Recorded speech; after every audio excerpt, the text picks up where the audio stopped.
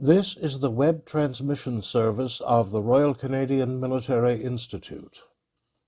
On February the 18th, Dr. Vivian McAlister, Professor of Surgery at the University of Western Ontario, addressed our Defense and Security Studies gathering on the topic, Can Doctors Fight? Modern Medical Non-Combatant Status in Current Conflicts. And one final comment, Lieutenant Colonel Vivian McAlister, MD, received the John McCrae Memorial Award. It is presented to current or former clinical health services personnel of the Canadian Armed Forces for exemplary service. It is my great pleasure to introduce Dr. Vivian McAlister to you this evening.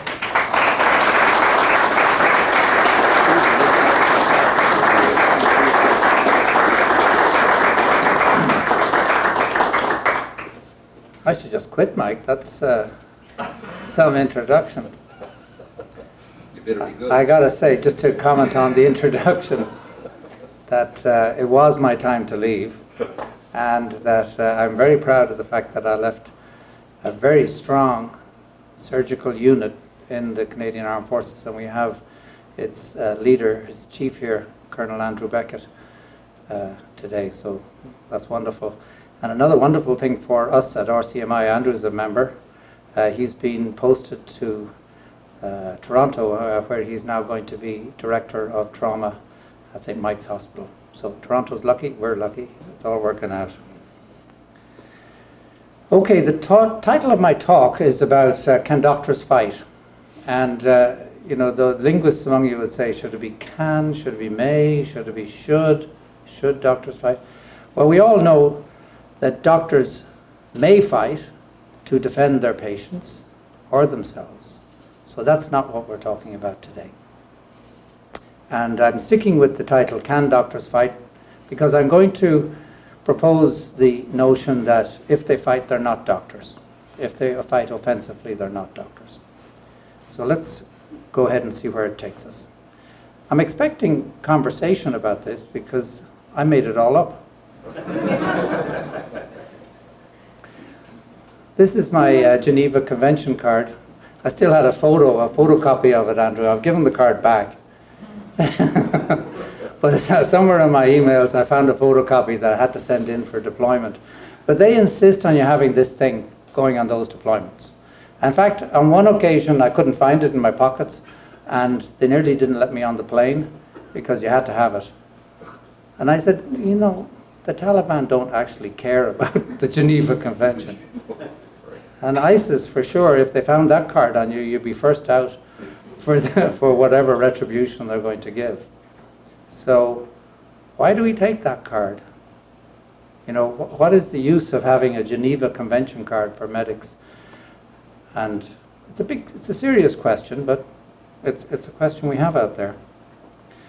So I'm going to go back in history and try and figure out where all this came from with you, and then talk a little bit about those questions that I raised at the beginning.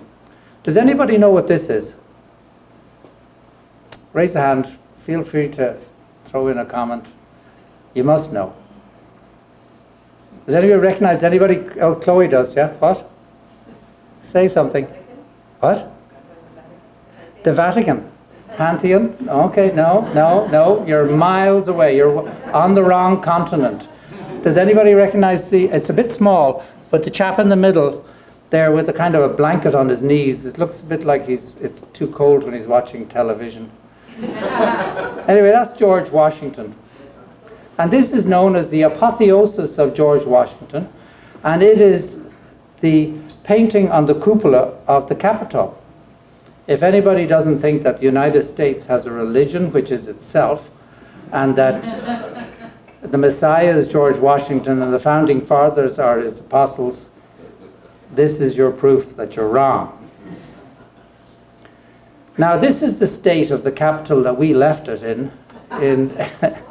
exactly, in the War of 1812. I think was it 1814 it actually happened? Andrew knows best. Andrew's nodding, we're in the right year. But we burnt the thing down and burnt the middle of it, and it was much more proletarian sort of house of assembly at that time. But when they rebuilt it, they decided to build a huge temple. It took them about 40 years. And they built the cupola in the center, and it all became what it is today at that time. Now, around the cupola, they put friezes painted of all the founding episodes in their history to that point. And it was about 1840 by the time they got the thing built. Does anybody know what this frieze represents? Anyway, I'm not going to torture you anymore. That's the Battle of the Thames. And it occurred here, a little bit west of us, west of London, close to Chatham, at Moravian Town. And it's still called Moravian Town. And it depicts the killing of Tecumseh. And Tecumseh became, for the Americans, a kind of a very important figure. The War of 1812, one of their maybe three main goals was to kill Tecumseh, was number one. Tecumseh was the Osama bin Laden of his day. And yet they were building statues of him afterwards and calling each other Tecumseh afterwards. I don't know, in a couple of years will we be people being named Osama bin Laden, but maybe it's possible. But they had an outright victory in what their aims were in 1812. Here's an example of Tecumseh. It's Dr. Tecumseh Holmes, who was born in Chatham and was one of the founding members of faculty in the University of Western Ontario. I just put him up because that's our link to him, but also that his father thought to name him after Tecumseh after this event. Now, Tecumseh was killed at the Battle of the Thames. And what had happened was the British forces had lost Lake Erie because of the work of Commodore Perry. And once you lose Lake Erie, the British General Proctor, knew the only thing to do was retreat, get back to Niagara, where it was their headquarters, and we can defend that part.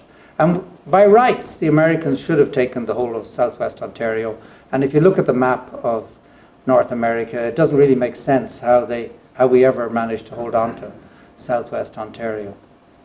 But this retreat was against Tecumseh's will. And he finally convinced General Proctor to stop at Moravian Town and face the Americans. And the Americans were an unusual group. They were all from Kentucky.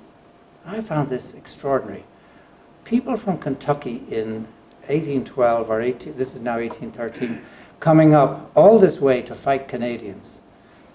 Even in their gun-toting vigor today, I doubt they'd ever want to do that now. But anyway, then with all the effort it took on horseback and marching, they came all the way up here, and they met at Moravian Town. And Proctor was well organized. He knew what was happening. As you notice there, the Americans are on the left of your screen, and the British forces, Canadian and Native Indian forces, indigenous forces, are all on the right of the screen.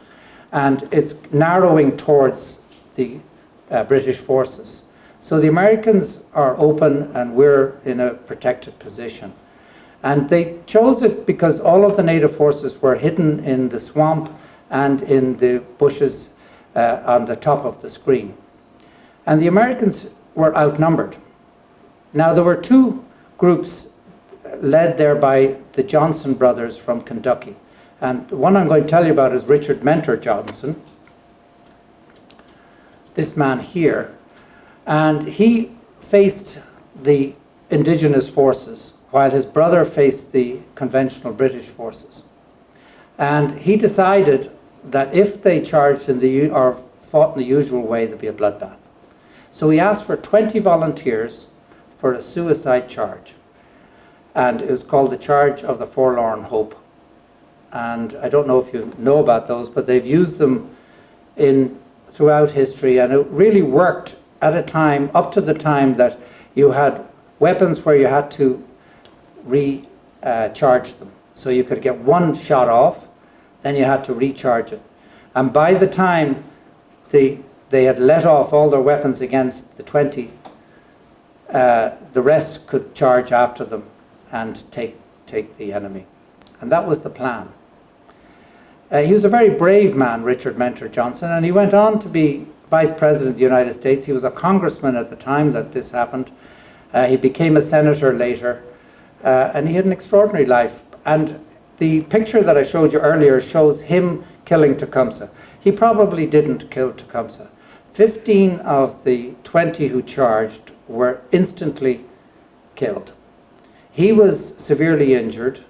Another 4, no, so that gives us, another 3 were injured. There was only one uninjured man who brought him back. And the one uninjured man was this fellow, Samuel Theobald. Now, the distinguishing feature about Samuel Theobald is that he was a doctor. So the doctor volunteered to be one of the 20 to charge in this event. The charge was successful. It drew their fire. It drew the native forces out of the bush. They engaged the 20. And then Richard Johnson, his brother, charged the British forces and overran them. And they won the Battle of the Thames. But this is an odd business, that a doctor should be out there fighting in the front line offensively with the forces. So I'm just going to leave his story there for a second and go to another one of this period. This is Dominic Lorre, who's very well known as Napoleon's surgeon. And this is an example. This painting is of Lorre's ambulance, which originally was to bring the surgeon to the injured, not the injured to the surgeon. So Dominic Lorre used to go out into the battlefield and treat people in the midst of the fight, and that's what they're depicting here. And he did that throughout the wars, the French and Anglo-French wars. And in the Battle of Waterloo, he was captured, and he was sentenced to death with all the senior officers in the French army by the Prussian forces.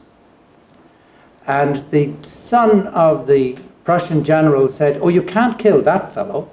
He fixed me." So Lorre did not distinguish between French or enemy forces. And he would treat anybody he came across on the battlefield with his thing. Andrew, this is one of the early examples of far forward surgery, by the way. I think it's probably the earliest, or where they actually did surgery. Here he's getting a knife to do an amputation on the battlefield. Prior to that, you left people on the battlefield, and I'll just show you what happened after here. An example occurred much later, 50 years later, at Solferino, and it just shows you the kind of oddity of war of those times. They were vicious, of course, and the injured were left on the battlefield. And if you had the permission of the victor, you could go on the battlefield and try and rescue who you could. And some victors, as in Culloden, refused anybody onto the field until everybody's dead. They just let them die. At Solferino, a peculiar thing happened. Henry Dunant was a tourist, kind of. He was going from Switzerland to through northern Italy. I've forgotten exactly where he was going. And he passed by the battle. And that could happen in those days. You could have a battle right there, and then people are just going about their business about 2 miles away. And he was just traveling, and he said, "I'll go over and have a look." And everybody is injured on the battlefield. And he couldn't believe it. He was sickened by it. He went into the town of Solferino, and he got first of all, he got the captured medics. And then he went to the general and said, "I've got all these doctors. Can we go back on the battlefield to look after it?" And he allowed them take the Italian medics as well, and they went back on the battlefield. And they looked after them. Now, Henry Dunant was so appalled by all of this that he was one of the founding fathers for the Geneva Convention. And these are the actual document of the first Geneva Convention. And these are the things that they'd established in the First Geneva Convention of 1864. And basically it's about how the injured are treated in war, to give them an opportunity to survive, to avoid the agony that we added to the injuries by leaving them on the battlefield or by threatening those who try to aid them. And it's immunity from capture or destruction of all establishments for the treatment of the wounded, impartial reception and treatment of all combatants. That means that you're injured, it doesn't matter whether you're on what side you're on. Protection of civilians providing aid to the wounded, and recognition of the Red Cross symbol as a means of identifying people, and the equipment required covered by this agreement. And that's the first Geneva Convention. And it was observed, and it changed the rules of war really until today. And I'm going to tell you why it's gone. It's very sad, really. In the First World War, vicious and all as it was, we looked after the injured.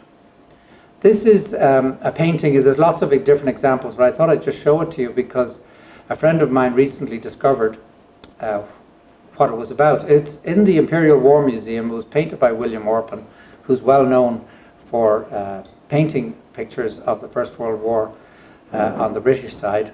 But this is a painting of German sick treated in a Canadian hospital. And Des Ledden in Halifax discovered that this is actually the number 7 Canadian field hospital that was manned by the people of the University of Dalhousie University. And the pictures you're seeing of these two casual men by the tree and by all the injured are actually German. So they're having an easy time. I think they're having a smoke and a chat. The fellow in the white looks like he's covered in bandages. I just think it's probably an incomplete picture. You can see in the tent there's an orderly holding a leg up, and it's being dressed and cleaned by the staff inside the tent. And there's a photograph that Des found that almost parallels this particular image. But this is the treatment of the Germans in the First World War. And this is well known on our side that we certainly treated all equally, whether they were on our side or enemies. In fact, prisoners actually took part in providing care. And this is a picture from Vimy Ridge of German soldiers with a Canadian medic pulling an improvised trolley full of injured back from the fighting towards the aid station. And you can see they're actually, their heart is in it, they're pushing, they're not being guarded, and they're doing it willingly. It's not something we'd have today, but they certainly had it then. And I think that's the consequence of the Geneva Convention. Now this is a picture of John McCrae and the recent statue that was unveiled to him at the National Artillery Monument. I was in uniform at that time, and Brigadier General Bernier, now Major General, or he's just retired, Major General Bernier, asked me about this. He was very worried because the artillery decided to put the monument up because John McCrae was an artillery officer, and they wanted to say that he was an artillery officer in the First World War as well as a medical officer.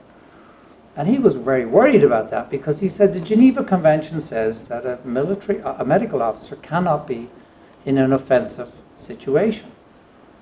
And there were some half records of McCrae going to the front line and saying to his buddies that let him angle the gun, aim the weapon.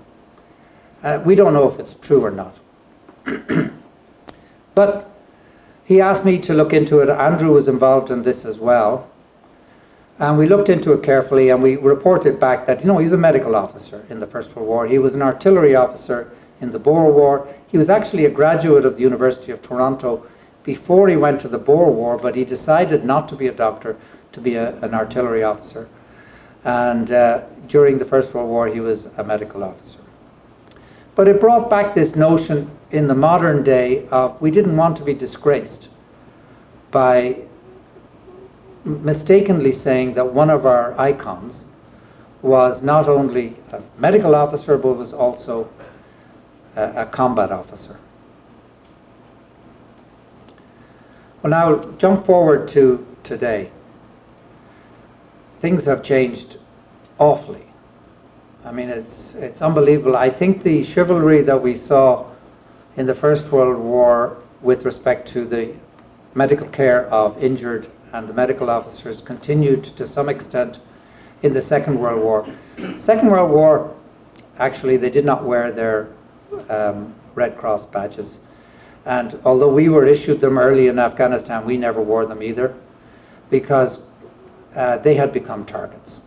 Instead of being a sign of protection, they were now the person you aim at first, if you're on the other side. So you never wear your Red Cross brassard. This is actually a picture of the military hospital in Kabul, where I was stationed.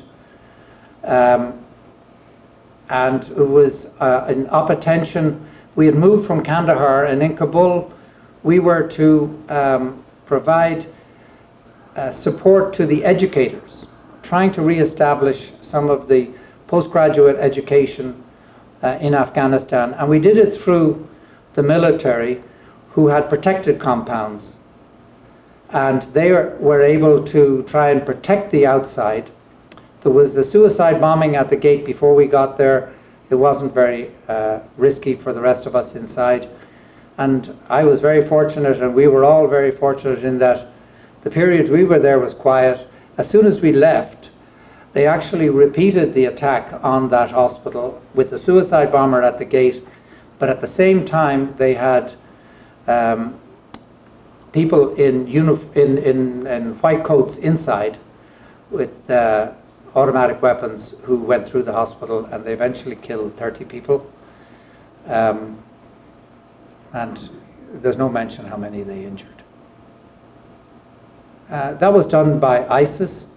The Taliban, when we were in Kandahar, frequently targeted doctors. One doctor was assassinated on the way to meet us. He didn't turn up and everything was late, and I didn't know what happened, and then heard later that the guys had come up on a motorbike by his car and just shot him. The hospital in Mirwais was constantly, in Kandahar, was constantly attacked. So what had happened in this period is that the medical care had now not been protected anymore, but is now the target. Because they know that if you want to disrupt society, if you want to disrupt the enemy, kill the docs, destroy the hospital. Now this took an absolutely vicious turn in Syria. This is a report from the New York Times.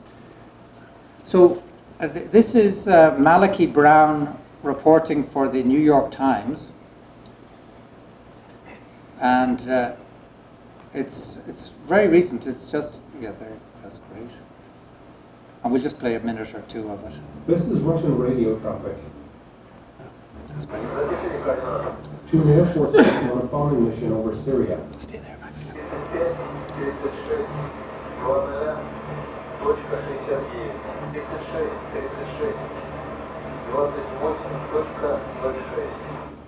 But these coordinates aren't for a military target. They point to this underground hospital. Moments later, the pilot bombs it.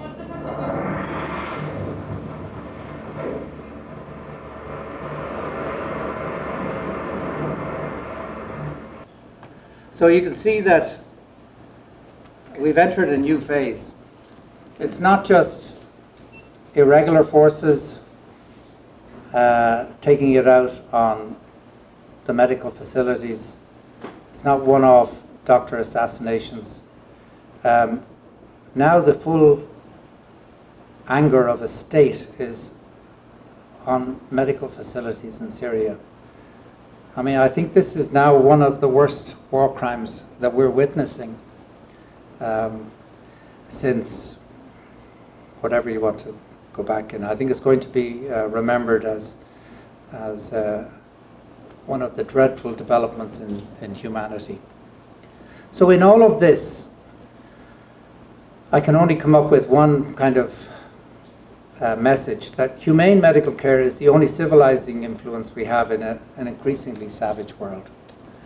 We're witnessing the world degenerating from a period where we weren't able to kill each other very well. We beat each other with clubs, we hacked each other with swords, then we shot each other with guns that could only fire one little ball, to weapons now that can knock out an extraordinary amount of people. We can target places anywhere in the world, from any spot in the world, with an extraordinary power. And at the same time, we've lost all of the civilizing rules that we had. If we allow this thing to go on, that there's no end in sight for what's going to happen. For the Canadian forces, if we ever faced the Russians, we have to know that the first target will be our medical facilities. So for us, it's changed the way we're going to have to plan any combat in this situation. We used to have hospitals where we would congregate. We can't congregate anymore. If we congregate anywhere, we're a target, and we're a target for complete annihilation. We have to disperse, and we have to be part of the fighting force. So the medical, as a consequence of all of this, is now out there with the fighting force. I'll give you one story about the humane medical care and have changing things, and I don't know whether I'm naive or not, but in my first deployment, there were 2 Taliban who were taken in a firefight, and one had a bad leg injury, one had fairly superficial injuries. Colonel McCrae, later the Surgeon General, Brigadier General McCrae, was in charge. He told me that, look, you have to look after them, but they're going into Afghan detention. We can't leave them go until they're ready for Afghan detention. So we had to do a bypass on one of the Taliban's legs to maintain circulation to his leg. And we did that. And I said to Colonel McCrae, well, he can't go tomorrow, you know. You can't just send somebody whose arteries are just stitched up tomorrow. But how long do you have to keep him? 5 days. Okay, 5 days. So he kept, the military police did not want to have just one of the 2. So the 2 had to stay. The superficially injured guy was actually very angry. He would spit at us and he wouldn't look at us. He'd do this sort of thing the whole time you go. He would look at the female members of the team angrily and everything. But we had them in this tiny little room. It's about the size of the screen, really, maybe 4 times over. But 2 beds in this tiny little room. Cardboard really was what held the room. If you ran hard at the door, the whole thing would fall down. And we kept the 2 of them in there, and there was a military police officer outside. And Canadian military police are special. They're very professional, thorough guys, but they're gentlemen and women. I had another experience with a different patient who was owned by the British at the time. I was doing a dressing on him, and I heard the weapon being cocked. I thought, what's going on? And it was a little Nepalese fellow who was part of the British Army, and he told the interpreter, tell him 1 step towards the dock and I'll blow his head off. I said, this is the guy this is not happening. Anyway, the Canadians were much more polite. We used to come in, dress the wound and everything for the 2 Taliban. By the 4th day, they are helping. They're talking to us. All the anger's gone.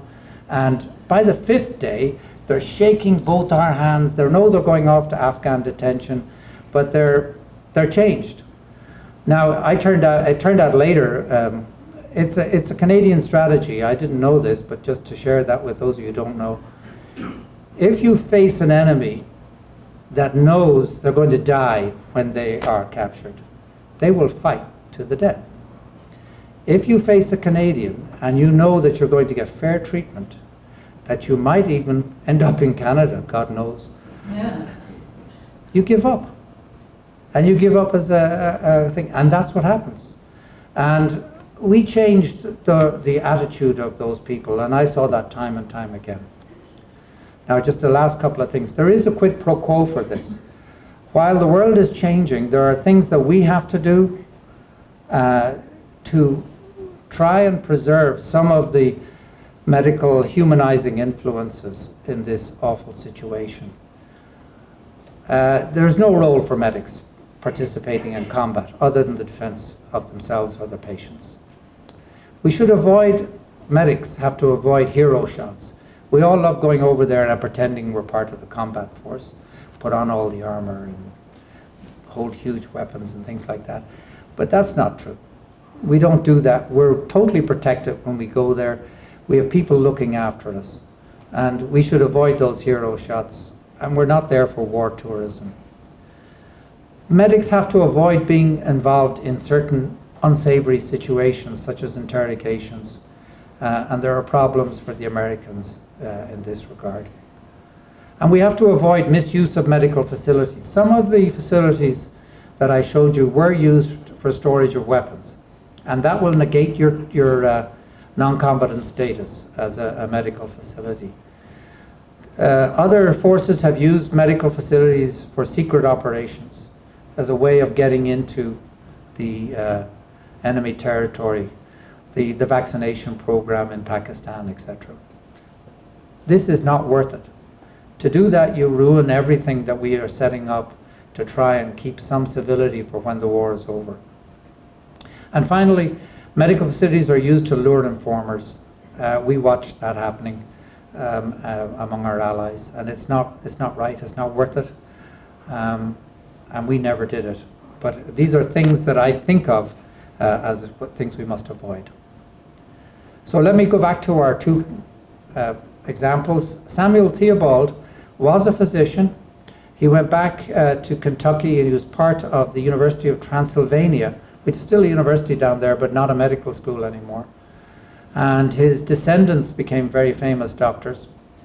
He was never a medical officer in that force. He was actually always a military officer. He was their advocate. I don't know what that particular position does within the American forces, but it was not medical officer. And he had been a military officer in their forces before. He actually, as a 72-year-old man, volunteered for the Confederate forces in the Civil War. And I'm not sure was that as a doctor or as a military officer. He died the year later, so it was probably just symbolic.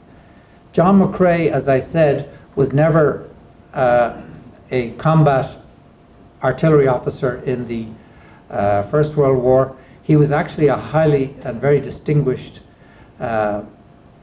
physician in Canada at the time, with many publications that would have put him at the leading edge of internal medicine and infectious disease in Canada when he volunteered as a doctor. He was a medical officer really throughout his thing.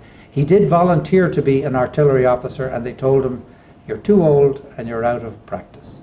He was over 10 years since he had done any artillery service, and weapons had changed. So he knew that he was not an artillery officer. So with that, I'll open it to questions, and thank you.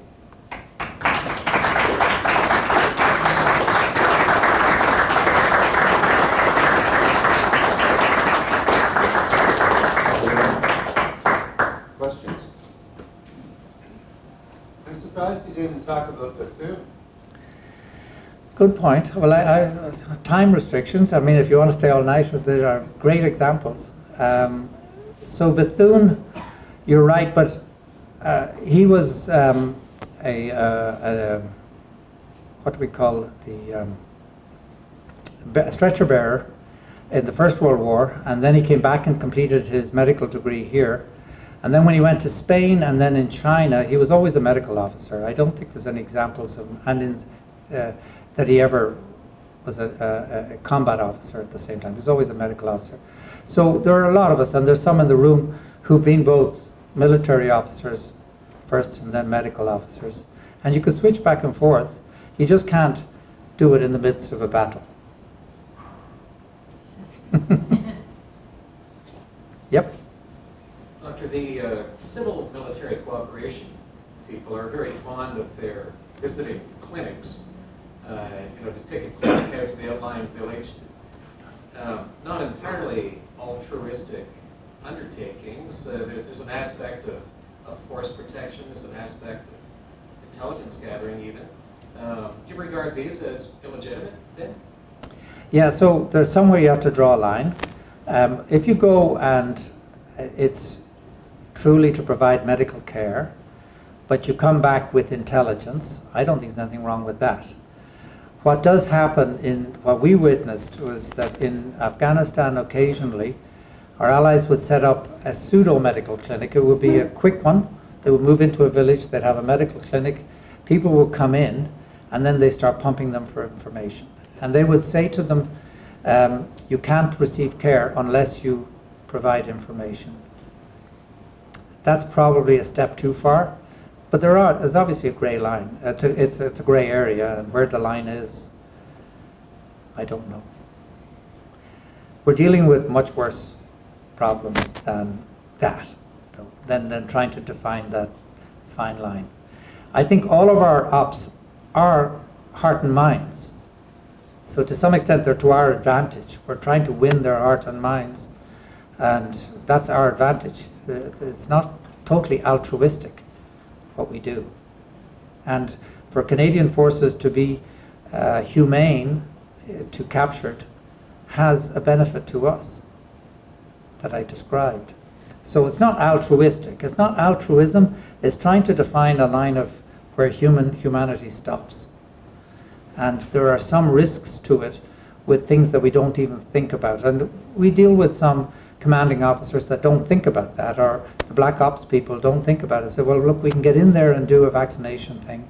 That'll get us in, and then we'll slip out of that role and take over our whatever. But now you can't go do vaccination there ever again. So that's a price too much to pay.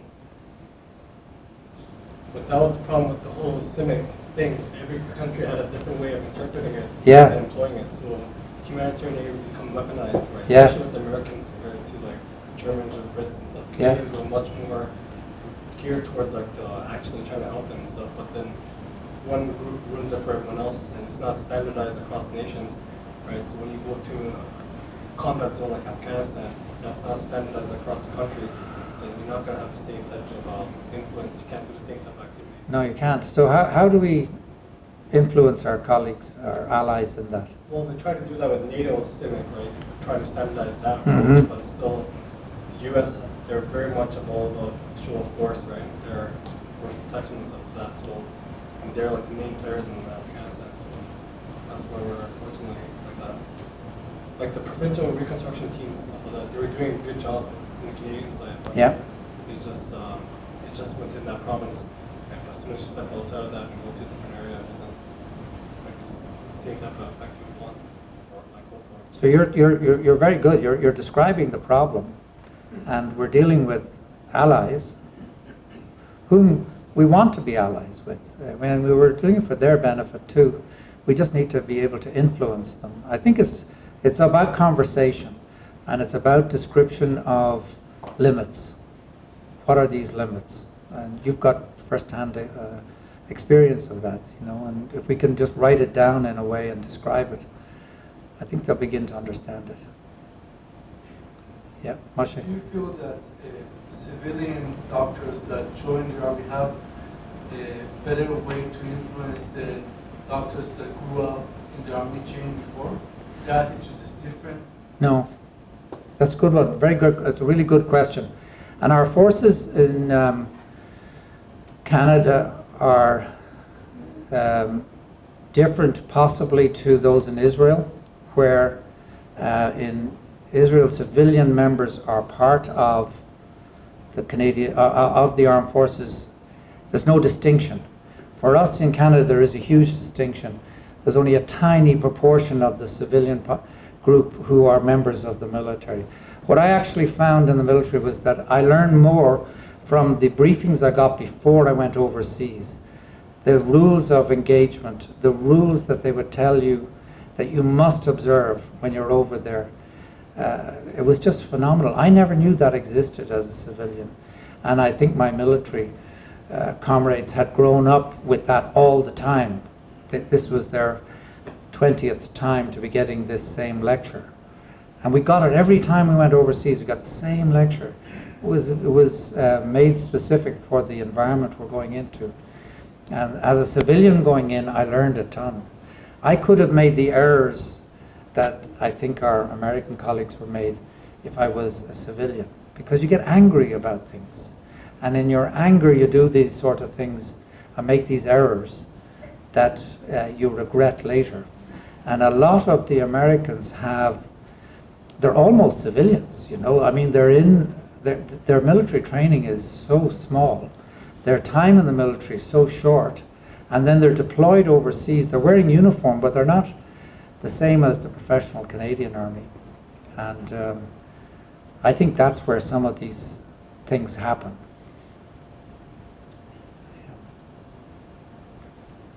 So I think it's the opposite to what maybe your question was, Mashi. Any other questions? Yes, one right here. I'm a nurse, and I know each other. It's interesting when you said about the reaction to the women within the teams, and yet we all are learning very much that we need to have more women involved and engaged if we're going to make inroads into many of those communities, whether it's nurses or doctors. There's a lot of history that we don't know about people who served overseas. We know some nurses have been executed in the First World War and the Second World War.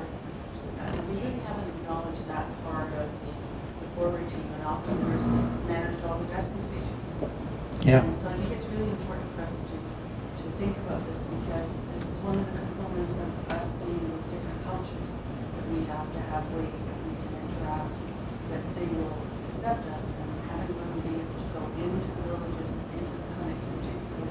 I'm also a Rotarian, so I know the problem with criminalization or militarization of vaccinations when we try to eradicate polio. So I think that's one aspect. It's a very good point. It's a really good point, and I saw it. I think it was effective in Afghanistan. We did not distinguish whether you were male or female, whether you're a male or female doctor or nurse or medical officer or military officer there. And we carried weapons, so to see female medical commanders wearing a weapon, telling males what to do, I was very effective in telling the Afghans how we live and how things are different. We never had to say anything, it was obvious. And you're absolutely right.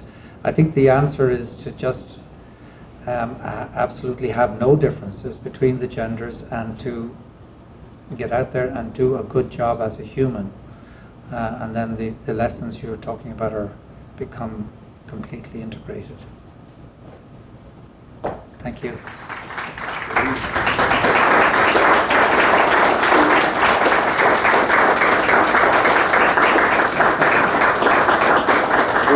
We have an official thank you person tonight, Colonel Dr. Andrew Beckett, to your attention.